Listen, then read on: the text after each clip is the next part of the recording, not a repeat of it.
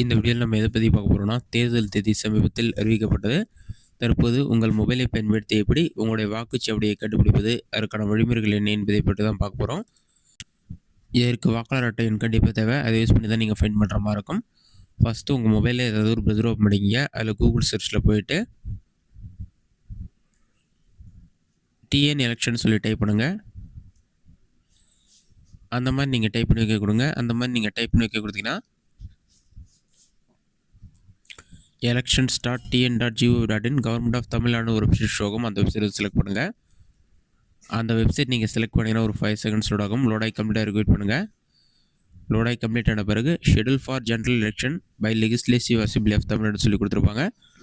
எலெக்ஷனுக்கான schedule கொடுத்துருப்பாங்க. இதில் பார்த்தீங்கன்னா தேர்தல் நடைபெறும் தேதி 23/4/2026 தேர்ஸ்டேன்னு சொல்லி மெஷர்மெண்ட்டு, வாக்கு எண்ணிக்கை நடைபெறும் தேதி 4/5/2026 சொல்லி மெஷர்மெண்ட் இருக்காங்க. அதெல்லாம் நீங்கள் செக் பண்ணிவிட்டு க்ளோஸ் பண்ணுங்கள். நெக்ஸ்ட் அடுத்ததாக வெப்சைட்கான ஹோம் பேஜ் உங்களுக்கு ஷோ ஆகும்.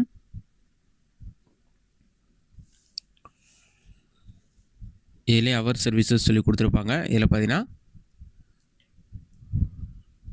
நோ யுவர் போலிங் ஸ்டேஷன் ஒரு ஆப்ஷன் இருக்கும். அந்த ஆப்ஷன் வந்து கிளிக் பண்ணுங்கள். அதை நீங்கள் கிளிக் பண்ணிங்கன்னா ஒரு 5 செகண்ட்ஸ் லோட் ஆகும். லோடாகி கம்ப்ளீட்டாக ரிக்வெட் பண்ணுங்கள்.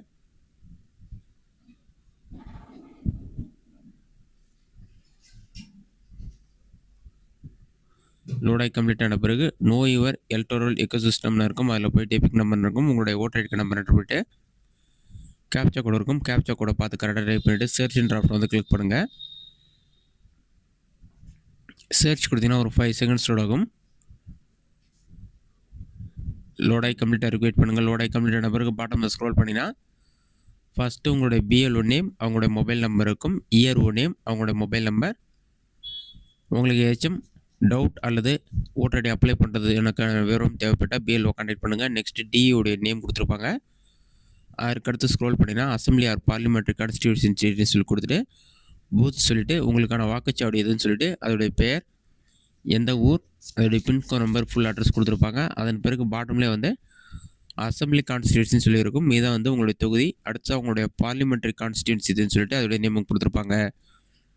இந்த மெத்தடை பயன்படுத்தி ஈஸியாக உங்களுக்கு ஓட்டர் ஐடி கார்டு நம்பர் மட்டும் தெரிந்தால் போதும், உங்களுடைய வாக்குச்சாவடி, உங்களுடைய தொகுதி, இந்த மாதிரி அனைத்து விவரங்களையும் தெரிஞ்சுக்கலாம். அதே சமயத்தில் உங்களுடைய பிஎல்ஓ யாருன்னு சொல்லியும் நீங்கள் ஆன்லைனில் செக் பண்ணிவிட்டு உங்களுக்கு வாக்காளர் அட்டை சம்மந்தமாக ஏதாச்சும் ப்ராப்ளம் இருக்கலாம், உங்களுடைய பிஎல்ஓ கான்டாக்ட் பண்ணி உங்களுடைய ப்ராப்ளத்தை நீங்கள் சால்வ் பண்ணிக்கலாம்.